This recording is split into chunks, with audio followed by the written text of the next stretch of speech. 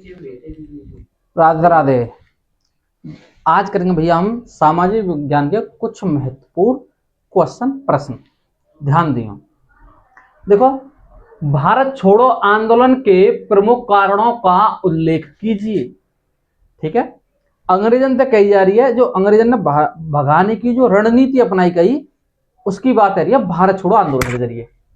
तो भैया आंसर में लिखेंगे 1942 में शुरू हुए इस ऐतिहासिक आंदोलन के प्रमुख कारण थे।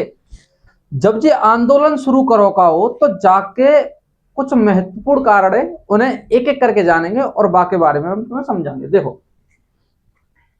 क्रिप्स मिशन की विफलता। अब ये क्रिप्स मिशन का है तो एक बात समझियो। देखो, ये एक अंग्रेजी संस्था आई जो भारत में आई। ठीक है, जे उस टाइम पे भारत में आई थी जिस टाइम पे द्वितीय विश्व युद्ध चल रहा। ठीक है, और द्वितीय विश्व युद्ध में इंग्लैंड की बहुत जान मान की हानि है गई। हानि मतलब पैसा से लेके सैनिक से लेके सब काज। और जे फिर ते हमें गोली देने दोबारा आए क्रिप्स मिशन के जरिए, जैसे कि इनने 1919 में करो का जलियांवाला बाग जो हत्याकांड करो को भैया, बात टाइम की बात बताऊं तो पहले भी हमें प्रथम विश्व युद्ध में भी यही गोली दी थी इनने कि तुम हमारे संग लड़ो, कंधा से कंधा मिला के चलो और हम तुम्हें आजाद कर देंगे जैसे हम जीतेंगे। ठीक है, वहां में क्या हुआ, बाग के जरिए भैया उल्टो हम पे एक रोलेक्ट एक्ट ला दो जाए कालो कानून बोलते। ठीक है भैया, बई के माध्यम से जो दूसरी बार हमें गोली देना चाह रहे, कब 1942 में, समझ रहे हैं। पर इंडिया के लोग एक बार चोट खाए बैठे पहले ही प्रथम विश्व युद्ध के दौरान, तो वो इनकी चालनते भली भांत परिचित। ठीक है, कि जी हमें गोली दे रहे हैं, हमें खूब पता है जहां से हम ले रहे हैं और बाद में आगे जो वो ही करेंगे जो हमसे 20 साल पहले करो का हमारे साथ। बात समझ में आ रही है ना। अच्छा, आगे आओ जी। क्रिप्स मिशन वो ही है भैया। ठीक है, ब्रिटिश सरकार भारतीयों को वास्तविक सत्ता देने के पक्ष में नहीं थी। समझो बात क्या कही जा रही है, ये बात वो ही है रही है जो मैं तुम्हें बता रहा हूं। जो अंग्रेजी सरकारी वो हमें सत्ता देना चाहती नहीं, वो बस हमें गुमराह करना चाह रही।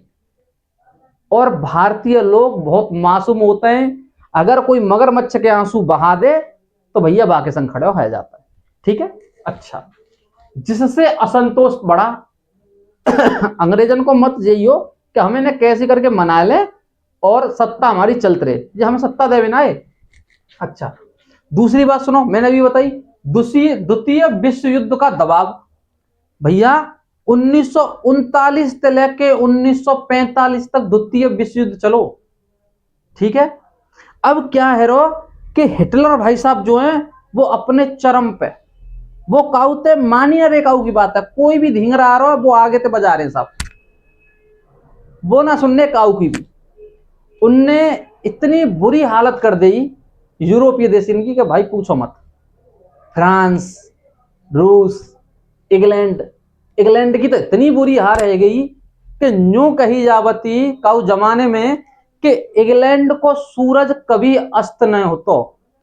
समझ रहे जा बात को, मतलब इंग्लैंड ने इतने देशन पे कब्जा कर रखो कि जाको मतलब ये है कि अगर सूरज आज यहां पे बंद है तो दूसरी जगह जहां खुल्लो होगो, जहां उगरो होगो भैया, बहु जगह पे इंग्लैंड को राज हो।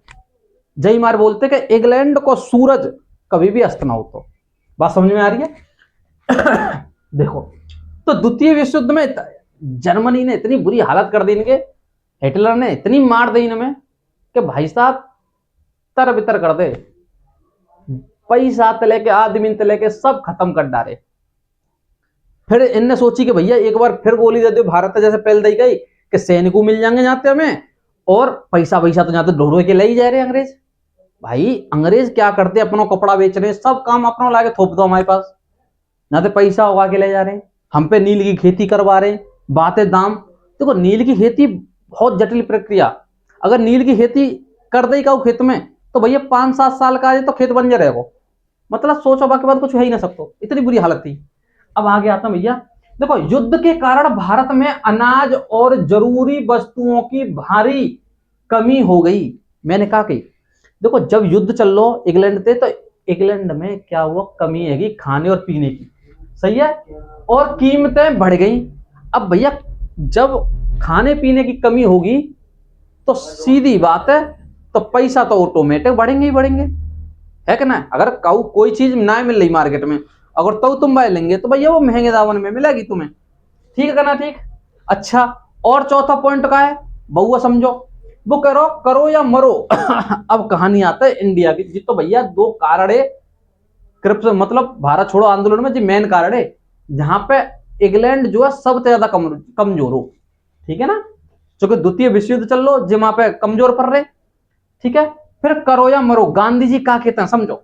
गांधी जी ने इसी आंदोलन के दौरान करो या मरो का नारा दिया, जिससे जनता को निर्णायक संघर्ष के लिए प्रेरित किया। गांधी जी उठ के खड़े होते हैं और कहते हैं भैया अब ही मौका है, जे कमजोर है हथौड़ा मार दो, कहानी कर दो खत्म।